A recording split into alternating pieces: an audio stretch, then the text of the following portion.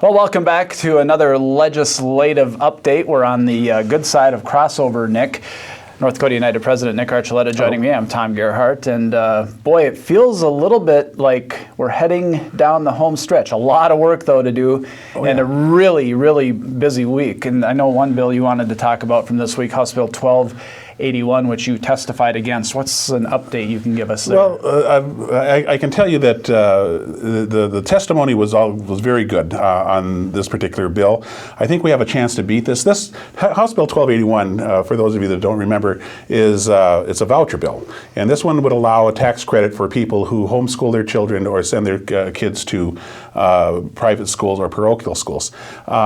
We have steadfastly been against monies that were raised for public purposes going to private enterprises like that, and so we testified against it.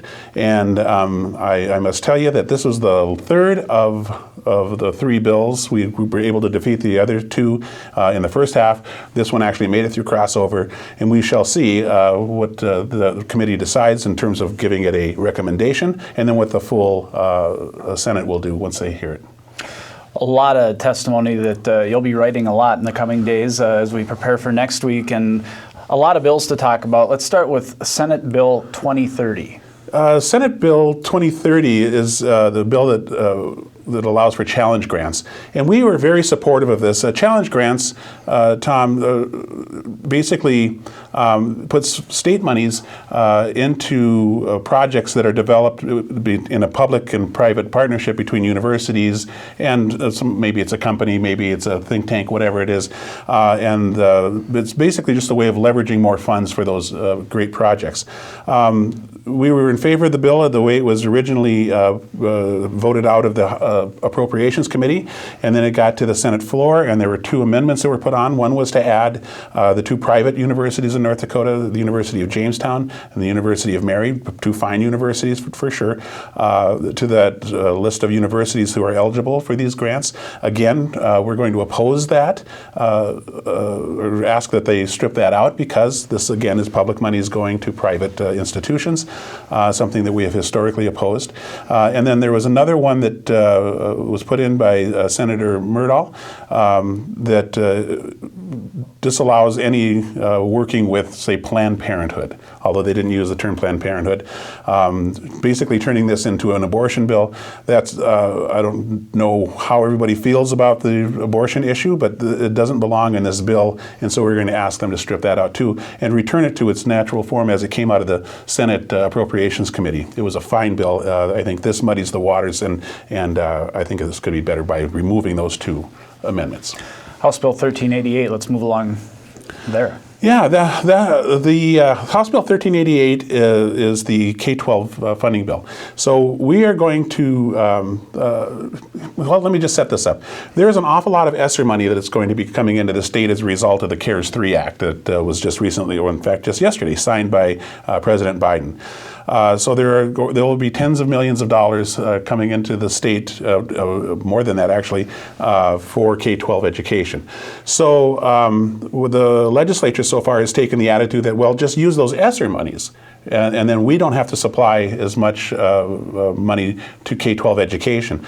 Well, here's the thing about those ESSER funds. Even though there's a great deal more flexibility in how school districts can use those, school districts have indicated that they're not going to spend any of that money on the salary schedule.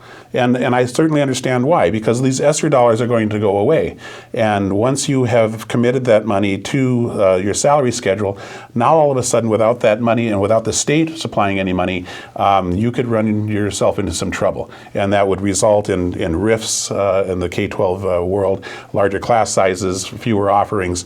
So we certainly understand that argument.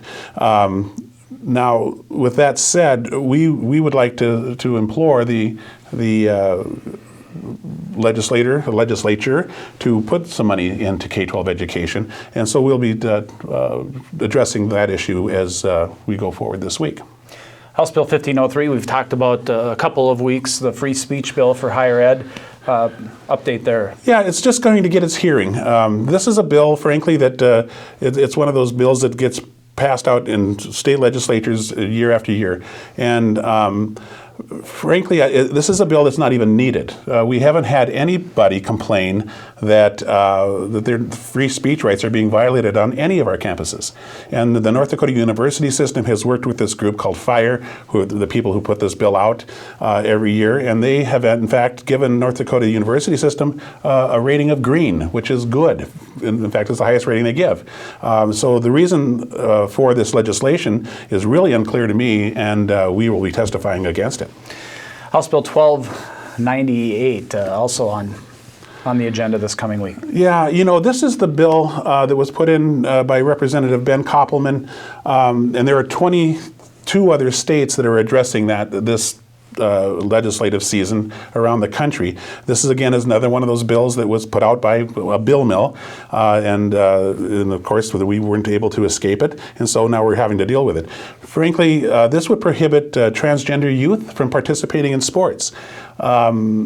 The North Dakota High School Activities Association already has a policy that covers transgender youth in sports. It's very reasonable. You can go to their website and read it. But this goes a step further. This would not allow any, say, the North Dakota State University from hosting an event where a transgender athlete is participating. This could really be a very expensive proposition for the state of North Dakota. But even more important than that, this is a health and a behavioral health issue. You know, we've asked for, and the legislature has put forward some money to deal with behavioral health and mental health among young people. It's a very serious issue. We have transgender youth in this state that are literally trying to fit in, not just into their schools, but into their communities. Where is their role? And it's very confusing time for them. This doesn't do anything to help that. What this will probably do, in my view anyway, is it ends up codifying bigotry. And that is not something that the state of North Dakota should be involved in, and we are going to vigorously oppose this. I know you wanted to talk about PERS, probably end on that note today, and, sure. and give us an update on what's happening there. Well, I have to tell you about one bill in particular. It's House Bill 1245, and this is a bill that would make it so that PERS could not sign a contract with the providers of the healthcare services that they do this on a regular basis. So the PERS board could do basically all the grunt work, you know, supplying all the information, getting the bids, doing all that thing, but they could not sign that contract until it was approved by the budget section of the legislature. And then the budget section can hire outside contractors to help them analyze this information that's already been analyzed by the good people on the board and the professionals that work for PERS. This is clearly a legislative overreach. We are testifying against this very vigorously. This has a chance to really imperil their ability to do their job on behalf of North Dakota's public employees that use the PERS health insurance. Well, thanks, Nick. That wraps up another update. Again, we point you to our website, ndunited.org, to see bills of interest, to find out how to contact your legislators, and more information and up-to-date stories. So for this week, for North Dakota United President Nick Archuleta, I'm Tom Gerhardt. Have a great weekend.